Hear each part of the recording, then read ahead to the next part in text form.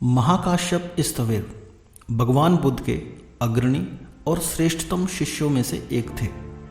एक युवक बुद्ध के पास दीक्षा लेने आया तो बुद्ध ने उस शिष्य को महाकाश्यप को सौंपा था। उसके अंदर उन्होंने समाधि की संभावना देखी थी।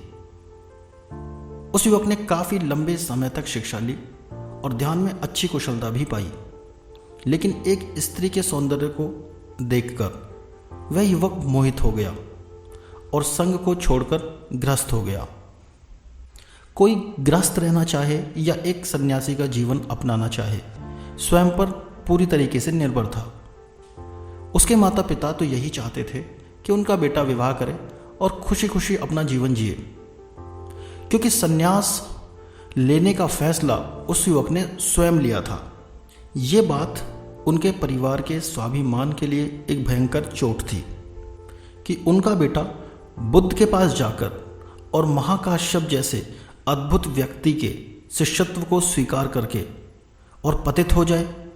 यह उनकी चेतना पर एक बड़ा लांछन था।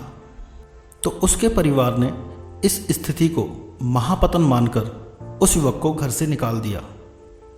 वह एक समृद्ध घर का बेटा था। कुछ कमाया तो था नहीं, कमाना वह जानता भी नहीं था। उसके बाद वह भिक्षु हो गया था और भिक्षु को कमाने का कोई प्रश्न ही नहीं बचा। कुछ काम सीखा नहीं था, कुछ जानता नहीं था, तो वह चोरी करके अपना जीवन यापन करने लगा।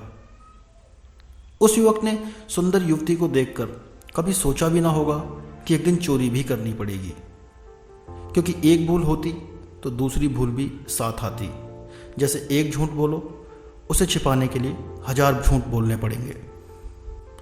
अंततः चोरी करते रंगे हाथों वह एक दिन पकड़ा गया और राजा ने उसे प्राण दंड की आज्ञा दी।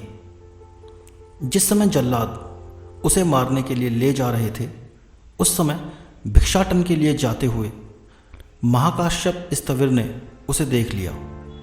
वह तो उन्हें भूल ही चुका था, लेकिन महाकाश्यप ने उसे पहचान लिया और वह उनके पास गए और अत्यंत करुणापूर्वक उससे बोले, पूर्व के उत्पादित ध्यानों का स्मरण करो।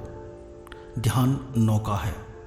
ध्यान एकमात्र नौका है जो मृत्यु से अमृत की ओर, अंधकार से प्रकाश की ओर और असत्य से सत्य की ओर ले जाती है। स्मरण करो, पूर्व के उत्पादित ध्यानों का स्मरण करो।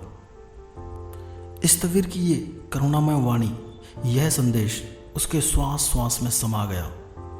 वह संवेग को उत्पन्न हुआ, वह रोमांचित हुआ और उसके प्राणों में ध्यान की स्मृति फिर से ताजी और हरी हो गई।